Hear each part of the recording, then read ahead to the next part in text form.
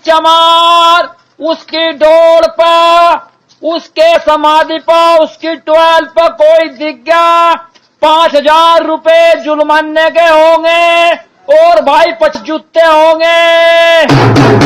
हमारे खिलाफ इस प्रकार की आजादी के 70 साल के बाद में मुनादी हो, जैसे कभी राजा महाराजाओं के जमाने में होती थी कि चमार जाति का व्यक्ति अगर कोई डोल पे जा जाएगा, समाधि पे आ जाएगा, ट्वेल्व पे आ जाएगा तो उसे 50 जूते मारे जाएंगे और 5,000 रुपये जुर्माना होगा, तो हम लोग बैठ करके तमाशा देखते रहेंगे। क्यों देखते रहेंगे भी तमाशा? नहीं, पहली बार नहीं हुआ, लेकिन आजादी के 70 साल के बाद में देश की राजधानी से मात्र चंद कदमों की दूरी पर, 50 किलोमीटर की दूरी पर इस तरीके की मुनादी हो रही है। जिस देश के अंदर जो मात्र 1% लोग हैं, उनकी इतनी हिम्मत होगी कि देश के अंदर अगर मैं चमार जाति की बात करूं तो 14% चमार है। 14% चमार के खिलाफ एक आदमी इस तरीके की घोषणा करेगा। क्यों करेगा भाई? हम संविधान को मानने वाले लोग हैं, समता मित्र करुणा भाईचारे को मानने वाले लोग हैं, लेकिन इसका मतलब ये भी नहीं है कि हम लोग इतने कायर हैं कि हमने हाथों में चूड़ियां पहन रखी है। हम वही लोग हैं जो 1 जनवरी 1818 को भीमा कोरेगांव जिन लोगों ने किया था, हम वही लोग हैं कि जब सहारनपुर सब्बीरपुर कांड हुआ था तो एक जाति विशेष के लोगों ने अपनी मोटरसाइकिल और ट्रैक्टर स्कूटरों पर से राजपूत लिखना बंद कर दिया था। ये इस देश का पेशेंस अगर टिका है तो शेड्यूल कास्ट पर टिका है। जिस दिन इस देश का शेड्यूल कास्ट का पेशेंस टूट गया ना, उस दिन लोकतंत्र खतरे में पड़ जाएगा। ये 3% 4% लोग, 15% सवर्ण समाज के लोग लोकतंत्र नहीं बचा सकते। ये जो ओबीसी समाज बैकबोन बना हुआ है ना हिंदू धर्म की और इसकी मनुवाद की, ये जिस दिन अपने आप को सही तरीके से समझ गया, जैसे यादव समझ रहा है और जातियां समझ गई, उस दिन ये अलपमत में हो जाएंगे कि औकात नहीं ये शोषण करते किसी प्रकार का। बाबा साहब डॉक्टर अम्बेडकर की कोटेशन है। बाबा साहब ने कहा था कि वो जहां आपका मान सम्मान हो, वो गांव छोड़ दो, गली छोड़ दो, मोहल्ला छोड़ दो, शहर छोड़ दो, वहां रहो जहां आपका मान सम्मान हो। मजदूरी करो, महानगरों में जाकर करो और वहां रहो जहां को आपको प्यार मोहब्बत मिले और मजदूरी के भी ताजा पैसा मिले। नहीं, बिल्कुल हम तो संविधान और कलम को मानने वाले लोग हैं, लेकिन संविधान और कलम अगर उन्हीं के लोगों के हाथ में हो जो हमारा शोषण कर रहे हैं उसी की आड़ में, तो आप कैसे देखते हो? हम तो संविधान की दुहाई देते रहे, हम तो संविधान की बात करते रहे, हम तो कहते हैं हम तो संविधान को मानने वाले लोग हैं, हम तो कहते हैं कि नहीं हम तो गैर संवैधानिक भाषा को भी इस्तेमाल नहीं करेंगे। और दूसरा आदमी संविधान को फाड़े, संविधान को जलाए, हमारी कान में पिस्टल लगे, हमारी बहन बेटी को घर में से उठा करके ले जाए, हमारी बहन बेटी के साथ में रेप हो।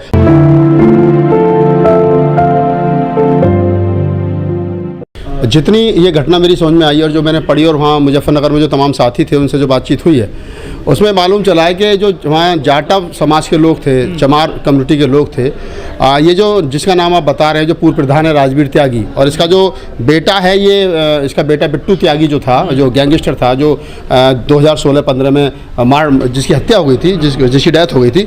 तो अब बात या सवाल ये उठता है कि मामला आखिर यहाँ तक पहुँचा क्यों?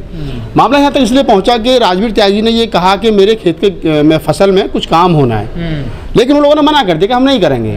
तो इस बात से चिढ़ करके राजवीर त्यागी ने मुनादी करवाई। वाक़ाता जो वीडियो वायरल हुआ है तो 25-30 सेकंड का, जिसमें ये कहा जा रहा है कि अगर कोई भी चमार जाति का आदमी राजवीर त्यागी की डोल पर, समाधि पर या उनकी ट्यूबवेल पर गया तो उसको 5,000 रुपये जुर्माना या 50 जूते लगाए जाएंगे। पहले तो आपको हमें ये समझ लेना चाहिए कि ये जो राजवीर त्यागी नामक व्यक्ति है, जो मुजफ्फरनगर की घटना है, त्यागी कम्युनिटी के लोग ज़्यादातर ओबीसी समाज में आते हैं, ठीक है, बैकवर्ड में आते हैं, यानी शुद्ध समाज के लोग हैं। अगर मैं कहूँ SC ST OBC माइनॉरिटी, अगर उसमें भी मैं कहूँ कि ब्राह्मण क्षत्रिय वैश्य और शूद्र, तो शूद्र वर्ण के लोग हैं, 52% लोग हैं। ये वही लोग हैं जो कभी मंडल कमीशन के सहारे जिनको आरक्षण मिला गया, ये वही लोग हैं जो कभी जाट कम्युनिटी के आधार पर रेल की पटरी उखाड़ देते, हरियाणा बंद कर देते कि हमें आरक्षण चाहिए। ये वही लोग हैं कभी कभी गुर्जर समाज के नाम पर जो है वो राजस्थान बंद कर देते कि हमें आरक्षण चाहिए, हमें OBC में शामिल किया जाए। ये वही लोग हैं तमाम SC ST OBC समाज के लोग जो इस प्रकार का शेड्यूल कास्ट के लोगों पर क्या नाम है शोषण कर रहे हैं। अब यहाँ पर हम एक चीज़ और समझ लेते हैं मोटा मोटी कि इनकी पूरे मुल्क भर में आबादी कितनी है। अगर मैं टोटल ब्राह्मण की बात कर लूँ, जिससे ये कहते हैं कि हम ब्राह्मणों से निकले हुए हैं, हम ब्राह्मणों ने हम त्यागी दिए तो हम त्यागी हो गए, तो अगर मैं उनकी बात करूँ तो टोटल विश्व भर में, देश भर में जो आबादी वो मात्र 3% है ब्राह्मणों की आबादी। उनमें से इनको निकाल दिया तो 1%, 1% त्यागी पूरे मुल्क भर में।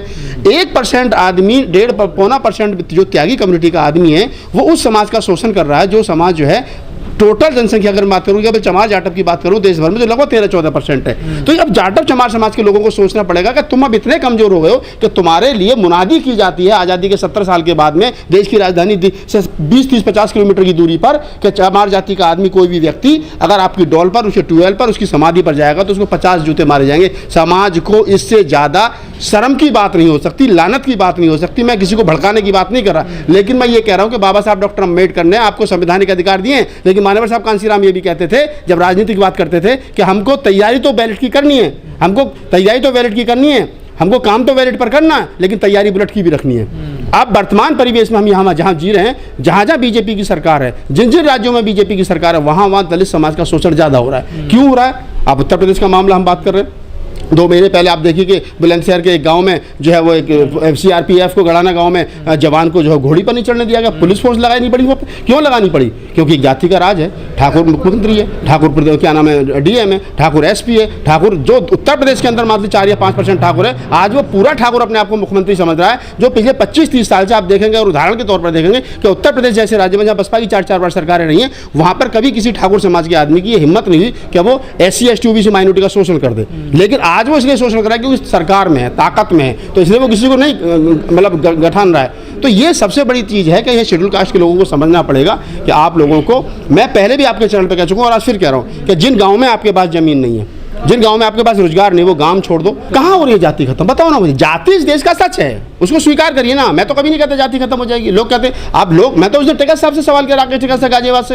अरे मैं तो जाति को नहीं मानता। मैं साहब आप उस जाति से आते हैं कि जहाँ जाति की, अगर आपकी लड़की, आपकी जाति की लड़की आपके गोत्र को छोड़कर के दूसरे गोत्र में शादी कर दे तो हत्या कर देते हैं।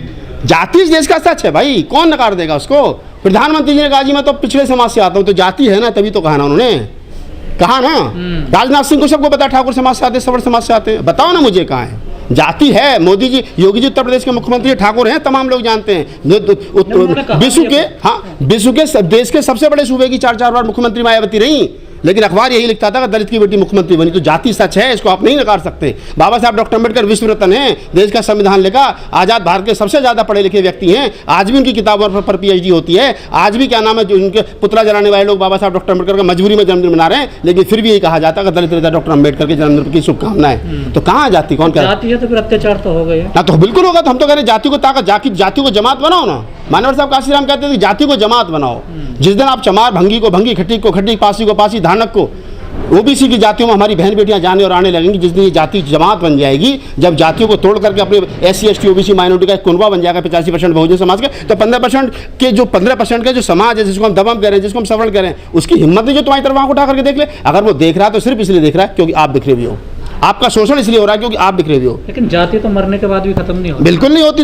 आज आप देखिए कि क्या नाम है, मरने के बाद मुर्दे को कितनी जगह भी मध्य प्रदेश, राजस्थान में कहते हैं कि दलित समाज का मुर्दा, इसको हम अपने शमशान में नहीं फुकने देंगे। गुना की घटना आप देख लीजिए। तो कितनी घटनाएं गजेंद्र जी जिनको हम जिक्र यहाँ कर सकते हैं। ये तमाम सच्चाई है, आप इसको स्वीकार कीजिए, हम इसको स्वीकार करें। हम पत्रकारिता जगत से आते हो, साहित्यकार जगत से हो, ब्यूरोक्रेट हो, राजनीति में हो, जहाँ मर्जी हो, हमारी CR खराब कर दी जाती है हमारे अफसरों की।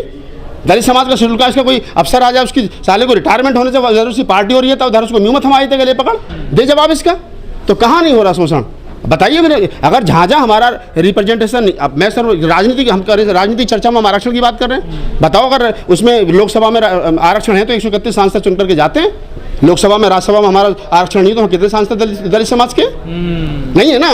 तो ये जो लोग आरक्षण को गाली दे रहे हैं, जाति व्यवस्था को गाली दे रहे हैं, जाति के आधार पर लोगों का शोषण कर रहे हैं, जाति के आधार पर CR खराब कर रहे हैं, जाति के आधार पर बहन बेटियों का बलात्कार कर रहे हैं, ये वही मानसिकता के लोग हैं। मैं तो खुलेआम कहता हूँ कि जो चीफ जस्टिस है, जज है, न्यायपालिका में जो लोग बैठे हैं, जो जज की भूमिका निभा रहे हैं, जो आदमी 24 घंटे में से 20 घंटे जाति के आधार पर जीता हो, 18 घंटे जाति के आधार पर जीता हो, वो 6 घंटे जज की कुर्सी पर बैठ करके क्या मान लोगे वो जातिवादी नहीं रहेगा? वो जातिवादी तब भी रहता, फैसले उस आधार पर देता है वो। तो ये सच है देश का।